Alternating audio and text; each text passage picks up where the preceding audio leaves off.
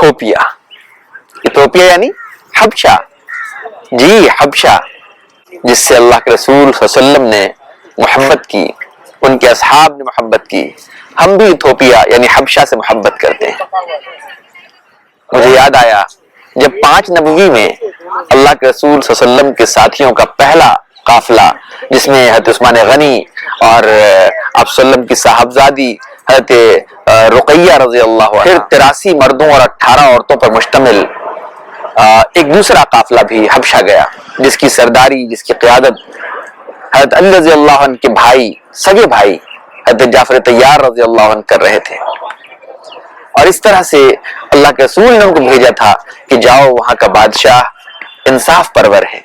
कल जब खबर आई कि वहां आतिश फशा और फटा है, लावा फटा है, जिसके धुएं और उसके असरात हम हिंदुस्तानी या महसूस कर रहे हैं, तो मुझे याद आया कि इस्लाम पर कैसे कैसे दौर, कैसे सख्त अदवार, कैसी कैसी परेशानियां इस्लाम और मुसलमानों पर आई हैं। और ऐसे में अल्लाह के मानने वालों ने, अल्लाह के दीन पर अमल करने वालों ने उन हालात का कैसे कैसे मुकाबला किया है। एक दिन मेरे पास एक फोन आया कि आदम भाई, वो जो आप हदीस भेजते हैं, आज उसकी आवाज कुछ साफ नहीं पहुंची है, दोबारा से भेज दें।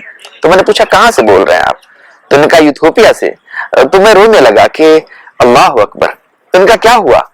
मैंने कहा कि वही जगह तो है जहां सहाबा का पहला काफिला पहुंचा था।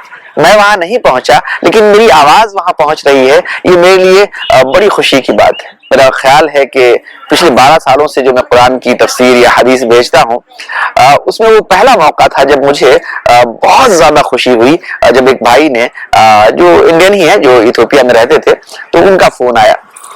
कल मुझे याद आया कि असमा नज्जाशी, जो कि बहुत नेक बादशाह थे, बहुत इंसाफ परवर थे, जब साहबा इकराम का काफिला गया तो उसकी पूरी एक तफसील है जिसको आप जानते हैं। और फिर साहबा इकराम के साथ जो उन्होंने इकराम एहतराम का मामला किया, बाद में उन्होंने खुद इस्लाम कबूल किया। अल्लाह के रसूल ने फरमाया कि आओ, तुम्हारे भाई असमा नज्जाशी का इंतकाल हो गया है, आओ उनकी नमाज जनाजा गायबाना पढ़ लें।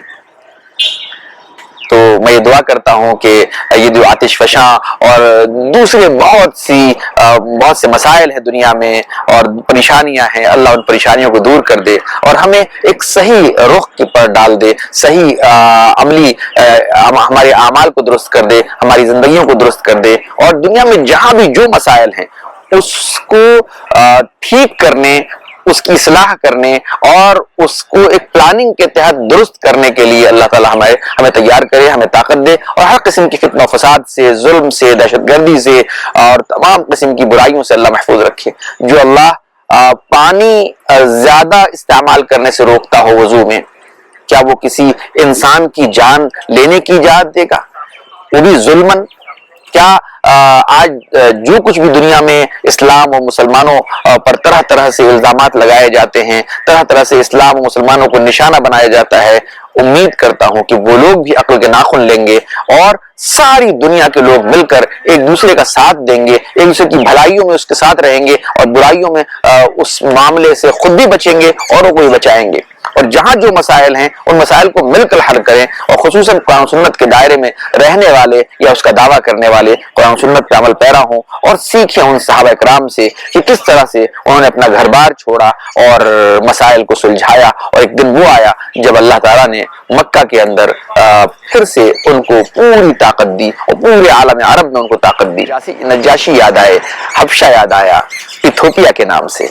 इस YouTube चैनल को भी आप लोग सब्सक्राइब करें, जो कि आदम टॉक्स के नाम से है, और मज़ीद वीडियोस पर अपने तबसरे दें और अपनी राय भी दें कि हम किन मौज़ूआत पर आपको बताएं या उस पर बात करें। बहुत शुक्रिया आपका।